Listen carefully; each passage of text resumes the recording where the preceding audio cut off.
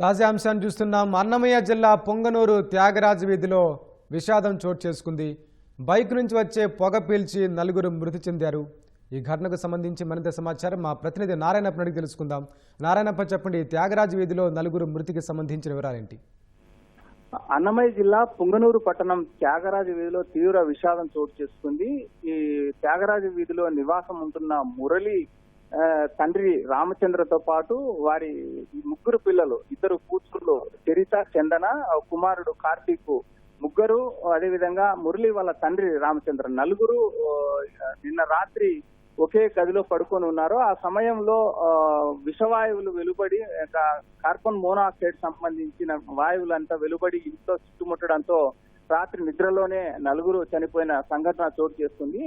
పుంగనూరు పట్టణానికి చెందిన రమణ తన పాతబడిన మోటార్ సైకిల్ ను మెకానిక్ వద్ద మరమ్మతులు ఇచ్చాడు. పూర్తిగా పాతబడిపోవడంతో ఇంజిన్ ను బోర్ చేసిన మెకానిక్ అది మొత్తం ఒక రాత్రి అంతా మోటార్ సైకిల్ ను ఆన్ లో ఉంచాలని చెప్పి మరమ్మతు చేసిన మెకానిక్ సలహా ఇవ్వడంతో మురళి తన మోటార్ బైక్ ను తీసుకెళ్లి తన ఇంట్లో పెట్టి ఆన్ లో ఉంచాడు. ఆ సమయంలో రాత్రి సమయంలో ఆన్ లో ఉంచిన మురళి తన తండ్రి, అదేవిధంగా తన ముగ్గురు పిల్లలు, కుమారుడు కార్తీక్, కూతుర్లు చరిత, చందన, ముగ్గురు ఒక బెడ్రూమ్ లో పడుకున్నారు. మిగిలిన హాల్ ప్రాంతంలో మోటార్ సైకిల్ ఉంచి ఆయన ఆన్ లో ఉంచారు. అదేవిధంగా అతను మురళి భార్య రేవతి ఇంటి పైన ఉన్న గదిలో పడుకున్నారు.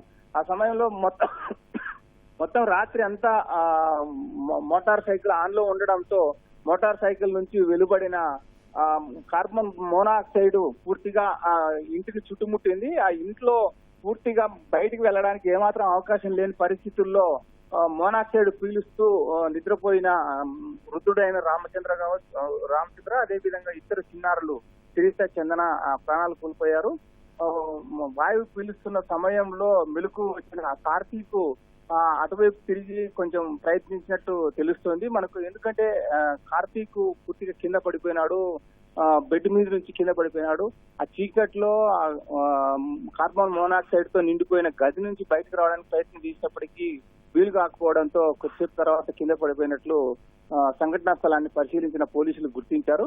తెల్లవారుజామున 5 గంటల సమయంలో సాధారణంగా అతను వృత్తిరీత్యా పనికి వెళ్లాల్సిన సమయంలో కిందికి వచ్చి ఇద్దరు భార్యాభర్త రేవతి, అదేవిధంగా మురళి కిందికి వచ్చి తలుపులు తీయడంతో పూర్తిగా పొగతో నిండిపోయిన ఇంట్లోంచి పొగ బయటకు వచ్చింది. ఆ సమయంలో వాళ్ళ లోపలికి వెళ్లేసరికి నలుగురు విగత జీవులే కనపడ్డారు.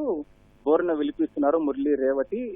అదృష్టకరమైన పరిస్థితి ఏంటంటే వాళ్ళ 4వ కూతురు, అంటే వాళ్ళ నలుగురు సంతానం, ఇంకొక అమ్మాయి, పెద్ద అమ్మాయి స్నోబిందు వారి బంధువుల ఇంటికి వెళ్లడంతో అమ్మాయి ప్రాణాలతో బయటపడింది. ఈ తీవ్ర విషాదం పుంగనూరు పట్టణంలో వ్యాపించడంతో పుంగనూరు పట్టణ వాసులందరూ ఆ ప్రాంతానికి చేరుకొని నిద్రలోనే ప్రాణాలు కోల్పోయిన చిన్నారులను చూసి బోరున విలిపిస్తున్నారు. ధన్యవాదాలు నారాయణప్ప.